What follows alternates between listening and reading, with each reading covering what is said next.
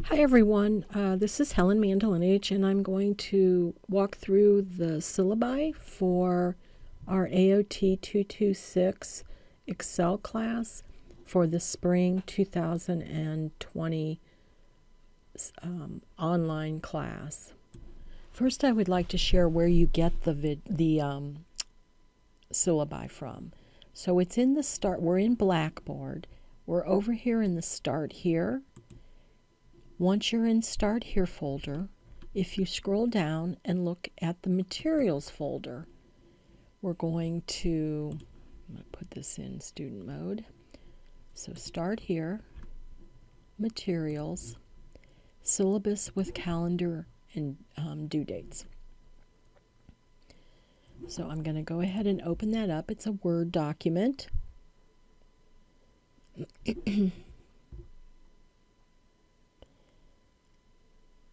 Sorry, should have had it up already. Let me see. Come on. Okay, this is the syllabus. So this first part of it is the master syllabus. So these would be the same values on the fields as any Excel class that you take. So the name of the class is Spreadsheet MS Excel. It's AOT 226. It's a 3-credit 4-contact, which breaks down into a 2-lecture, 2-lab. You're doing it online, so really you have to do all of that on your own. The prereq for this is ITD 100 or proficiency. So I'm going to go ahead and this course increases knowledge and skills to create and edit worksheets, uses formulas and functions, sort and filter detail data visually, and presents summary information in a consumable and professional format. Students have the opportunity to master the advanced functionality of Microsoft Excel and to apply those skills to business and personal applications. Although the basic functions of Excel will be covered, areas of focus include creating graphs and charts, using financial functions and analytical tools, linking worksheets and workbooks, importing and manipulating data, using macros, which is the automation of tasks, and using auditing tools. Upon completion, students should be able to demonstrate proficiency in using Microsoft Excel. So that's a lot. It's a lot of fun stuff. So I'm super excited. So our general learning outcomes are defined by the college. There's 6 general learning outcomes. In this particular course, we cover 5 of the 6. We cover effective communication, which is your written, oral, reading, listening, okay, all of those skills. Quantitative literacy, and that's a big one in Excel because we're going to do a lot of computational exercises. Information literacy, of course, that's the entire course, and critical thinking is woven throughout the whole course. And then civic, professional, and ethical responsibility, and that's tied to doing your own work, doing things on time, treating your me and your fellow students, your peers professionally. Excuse me. All right, so let's look at the course objectives. There's only 4, but there's a lot contained in these 4. So the first objective of the course is that you should be able to apply spreadsheet software to a variety of business and personal applications. So that means, you have a situation, you have a need. Okay, I'm going to use Excel. How do I go about doing this? Or even analyzing to determine Excel's the best choice. And then, okay, how do I set it up? How do I use it? 2, understand the importance of security of information and the problems related to it. Okay, so that is particularly true when we're doing things like macros, just being aware of what can happen, and then, ensuring your data is secure. 3, create, edit, save, retrieve, and print spreadsheet information. So that's kind of the nitty-gritty of Excel. And then 4, demonstrate skills that are needed for the Microsoft Office User Specialist Certification Test for MS Excel. So everything that we're learning is going to be tied to this MOUSE test that is a Microsoft certification.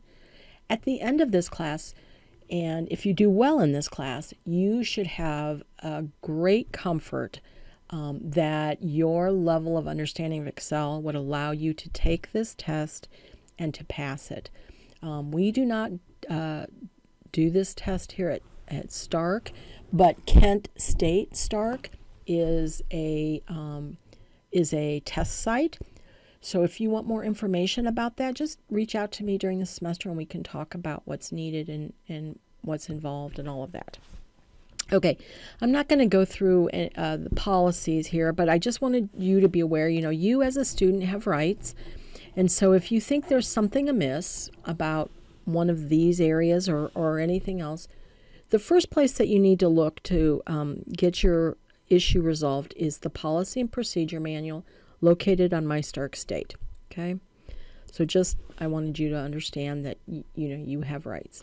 Disability services. If you have an accommodation that is recognized by Disability Services, make sure that the paperwork's in order, and I get that so that I can make the accommodation that you need. Computer usage isn't really going to matter because we're online, so I'm going to skip down. All right, so this is the class syllabus. So this is my part of it, our particular class. So it's an online class, and this is me, Helen Mandelinich. These are the times on the Monday through Thursday that I would be in my office for office hours so that you could call or stop by and you would more than likely find me. If you're going to make a special trip to campus to see me, I would highly suggest reaching out to me or to our admin, Crystal Nash, and set up an appointment. There might be something else that I'm scheduled to do at that time, so I would not want you to make a trip and have it be wasted. So I'm in C100U, so that's in the C building. That's the Information Technology building there. It's right on Frank. And my extension at the college is 4588. But honestly, the best way to get a hold of me is to email me at hmandelinich@starkstate.edu. I will try and get back to you as soon as possible. All right, so the textbook that you need always causes confusion because there's two ways you can do this textbook, right? In both cases, and this is where students become unhappy because they buy a used book, and that's all great if you like a physical book, but you still have to buy the SIM code, okay? So the SimNet for Office 2016 Nordell Sim book, whatever you do, however you get anything else, you have to get that. So the second option here is that you get that code and it contains the electronic version of the book, the ebook. And so that's all you would need, right? And then you would have to look at your reading and go through your material online on some device, okay? The other way you can do that is you can get the SimNet for Office 2016 bundled with a physical book. And honestly, I think the best price, it's weird to say, but it would be down at the bookstore at Stark State College because we get a little bit of a break from McGraw-Hill on the SimNet codes. So be leery of buying online used books because it maybe have the book, but that is not going to do you any good. You need the SimNet code because that's where 90% of your work is submitted through SimNet, is completed through SimNet. All right, if you have any questions about the book or which one you think you should get, just send me an email and I will be happy to help. The other thing you need is you need either Office 2016, Office 365, or Office 219, and really you only need Excel, but it's a part of the software. And as a student of Stark State College, you get that software free. And I think there's a document in the materials there for how to download it. If you have any problems downloading it, you can ask me or you could call our help desk and they would be able to help you. Now, if you have a problem with SimNet, the help desk is not going to be able to help you. if you have a problem with SimNet, try me first. And then if I tell you call technical support for SimNet, then that's what you should do. If you're using a Mac, you be aware that you're going to have some extra work because Excel on the Mac is different. And although there are, for your homework assignments, there's Mac instructions for what's called the pause and practice, which is the walkthrough in the chapter. There are no Mac instructions. So you'll have to be comfortable enough in the environment to be able to figure it out. You cannot use a Chromebook, okay? You must have a device that has the Windows operating system, or if you have the Mac operating system, that you have the Mac version of Excel. Chromebook is not going to cut it. You can get to what's called, an Office app, but it does not have all of the tools and all of the functionality that the full version has. And for this class, you definitely need the full version of Excel because we get into it pretty deep. Okay. So once again, if you have any questions about that, reach out to me. So what do we have to do in this class? Well, there's these different categories. So I'm just going to tell you the categories and then we'll go back and look at what they are. So SimBook chapters, right? So that's worth 152 points in total. Pause and practice, guided and independent projects, and then tests. And then the last is participation and professionalism. And most of that is upfront stuff. So let's go back and talk about the SimNet chapters. So what that is, in the ebook on SimNet, as you move through the book, there will be buttons that'll say, guide me, show me, let me try. So the button that says let me try, you need to complete each button for each chapter that we cover. You can do that step as many times as you want, as long as you do it by the due date. And I actually have another movie that will show you these let me try stuff. So just be aware, that's the first thing you do on a chapter, right? So before you do anything is you open up that sim book, you go through the chapter and read it, and you do those let me tries. Boom. Second thing you do is this pause and practice. So that is when you're walking through the chapter, when you're reading your chapter and doing your let me tries, you're going to come to 3 or 4 of these pages that are called pause and practices. This is the one thing that you submit for each chapter into Blackboard. And so as you go through the chapter, you're going to walk through these pause and practice and move through the chapter, and you're going to complete one file that will be submitted at the end of the chapter. Even though there might be 3 or 4 pause and practice, you do not submit them as you go through the chapter. You only submit it at the end. That's 11% of your grade. Then there is one guided and one independent project for each chapter. Those are back on SimNet, and those you have 3 attempts at those assignments. Once again, I have another movie on how to do that. So you'll download the start file, you'll download the instructions from SimNet, you'll follow the instructions, you'll upload the modified start file up to SimNet. It's going to give you an immediate grade. If you miss something or you're not happy with your grade, you take that file that you already worked on and you make the changes that it tells you. You upload it again, you get another grade. Maybe there's still one thing you missed. You can do it a 3rd time. Whatever the highest submission is the grade that's transferred. So let's say you do 2 and you get like a 99, and then you're trying to get that 1%, and then you make something worse and you go back down to 97. Doesn't matter. It's not the last one you submit. It's the highest. Okay, so make use of the 3 attempts. That's 27% of your grade. That's almost 30%. So that's a big chunk of your grade.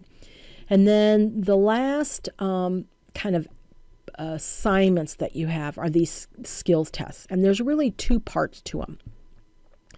There's one part that you're going to do in SimNet, and they're very much like your Let Me Tries, where it's that simulated environment, and it gives you an instruction, and you do that one thing, and then you go on to something else. And then there's a second part, which is much more like your guided and independent, where you're going to do like a complete lab, start to finish, and create a file. And submit that. That part is submitted in Blackboard. So really there's two things that you submit in Blackboard. One is the pause and practice, and one is the